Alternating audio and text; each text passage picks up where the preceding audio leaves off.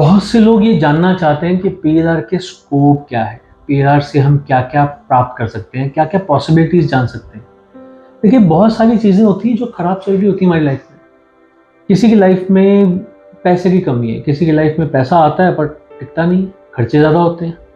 किसी की लाइफ में रिलेशनशिप प्रॉब्लम है, मतलब बचपन से माँ बाप का प्यार नहीं मिला, किसी भी वजह से दूरी रह सकती है, ऐसा कुछ हो सकता है। किसी को अफेयर नहीं हुआ किसी का, तो उसकी वो प्रॉब्लम है। किसी के साथ ऐसा होता है कि उसकी शादी टाइम पे नहीं हुई, तो वो प्रॉब्लम है। किसी की शादी हो गई पर निभ नहीं पा रही, तो वो प्रॉब्लम है। अच्छी फैमिली, अच्छा कमाते हैं, पर फिर भी शादी टिक नहीं पा रही। किसी का बच्चा नहीं हो रहा, तो वो प्रॉब्लम है। किसी का बच्चा हो गया तो हमेशा बीमार रहता है। इतनी छोटी उम्र में कईयों के मैंने सुना है कि बच्चों के कैंसर हुआ होता है।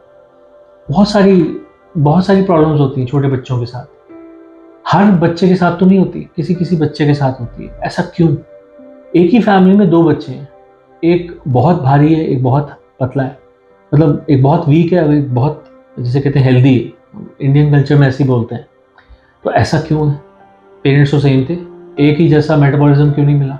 एक बच्चा स्वस्थ रहता है, एक बच्चा बहुत बीमार रहता है। तो ऐसी कई सारी चीज़ें हैं जो हमारी लाइफ को इम्पैक्ट करती हैं, हमारे सवाल बन के आती हैं। किसी को ऊंचाई से डर लगता है, किसी को पानी से डर लगता है, पर दूसरा बच्चा, फॉर एग्जाम्पल, एक बच्चे को ऊंचाई से डर लगता है तो वो आराम से दूसरा बच्चा जो है वो ऊंची बिल्डिंग से चला जाता है, बुर्ज खलीफा पे चला जाता है। और दूसरा बच्चा जो है शायद वो स्विमिंग से डरता है, और पहला बच्चा जो है वो स्विमिंग अच्छी करता है। पहला बच्चा अच्छी स्विमिंग करता है, दूसरा बच्चा पानी से डरता है। तो एक ही फैमिली में बिल्कुल ऑपोजिट्स क्यों है? या एक ही फैमिली में ना भी हो, मतलब मैं आपको एक फैमिली का एग्जांपल दे रहा हूँ कि अगर एक फैमिली में ऐसा है तो हम हमारी लाइफ में ऐसा क्यों हो रहा है कि किसी को पानी से डर लग रहा है, किसी को ऊंचाई से डर लग रहा है, किसी के रिलेशनशिप में प्रॉब्लम है, किसी के मनी मैटर्स में प्रॉब्लम है, किसी की जॉब नहीं टिकती, किसी के परेशानी, बीमारियों को लेकर परेशानी लगी रहती है, या वो बीमार रहेगा या उसकी फैमिली में कोई बीमार रहेगा, कुछ ना कुछ। कई लोगों के ऊपर किया कराया बहुत जल्दी हो जाता है, कई लोगों को नज़र बहुत जल्दी लग जाती है। ऐसा क्यों होता है? हर किसी के साथ यूनिफॉर्मिटी क्यों नहीं है? हर कोई बिना किसी नज़र के क्यों नहीं रह सकता? हर कोई बिना डर के क्यों नहीं रह सकता है? हर किसी को बराबर पैसा क्यों नहीं मिल सकता? हर किसी की ग्रोथ प्रॉपर क्यों नहीं हो सकती? हर किसी की पढ़ाई जैसी क्यों नहीं होती? कोई ऐसा होता है जो छोटे घर से बहुत ऊंचाई तक चला जाता है, छोटे से नॉर्मल सी फैमिली में जिसका जन्म हुआ, शायद वो आईएएस ऑफिसर बन गया। बहुत बड़े बिजनेस टाइकून की फैमिली में जिसका जन्म हुआ, वो सिर्फ उतना ही बन पाया जितना उसके फैमिली सपोर्ट करके उसको बना पाई। वो कहीं कुछ बड़ा नहीं कर पाया। आप कई बड़ी बिग फैमिलीज के नाम देख लीजिए, उनमें जब उनके दो बच्चे होते हैं, उनमें से एक उस बिजनेस को बहुत बढ़ा देता है और वहीं दूसरा बच्चा उस बिजनेस को डुबा देता है। तो ऐसा क्यों होता है? ऐसा क्या कारण है? ये सब हम जान सकते हैं उस पर्टिकुलर इंडिविजुअल के पास्ट लाइफ से। ये सब कुछ जाना जा सकता है, और अगर हम ये जान ले तो डेफिनेटली उसके भी हम कई बार रेमेडीज बता सकते हैं।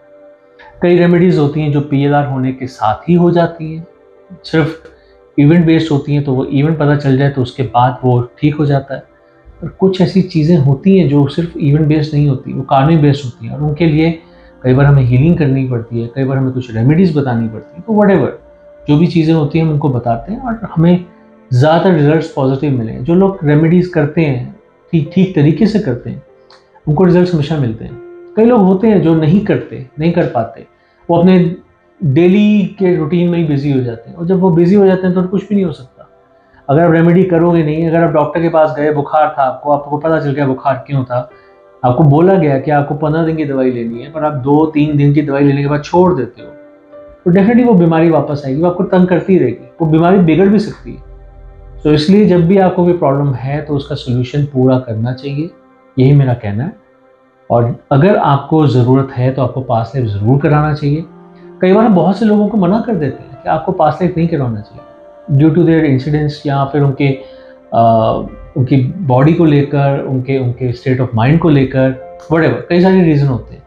पर ज़रूरी नहीं है कि हर इंडिविजुअल कर सकता है, पर जो लोग कर सकते हैं उन्हें हम पूरी कोशिश करते हैं ताकि वो करें। उन्हें तैयारी करवाते हैं, उन्हें प्रैक्टिस करवाते हैं, और प्रैक्टिस के बाद उनको रेडी करते हैं ताकि वो अपना पीएलआर कर सके, अपनी पुरानी लाइफ को देख सके, महसूस कर सके, सब कुछ जान सके, और इस मिथ से बाहर निकले कि हमारा एक ही जन्म है। जन्म हमारे बहुत सारे हैं, शरीर एक है, अलग है। एक ये शरीर जाएगा तो अगला शरीर आएगा। तो ये चीज़ें भी क्लैरिटी में आती हैं। बहुत से लोग हैं जो स्पिरिचुअलिटी में आते हैं, एनलाइटेंड होते हैं, तो वो ये बातें समझ जाते हैं। और बहुत से लोग अभी भी इन चीज़ों से बहुत दूर हैं और वो इन चीज़ों पर विश्वास नहीं करते।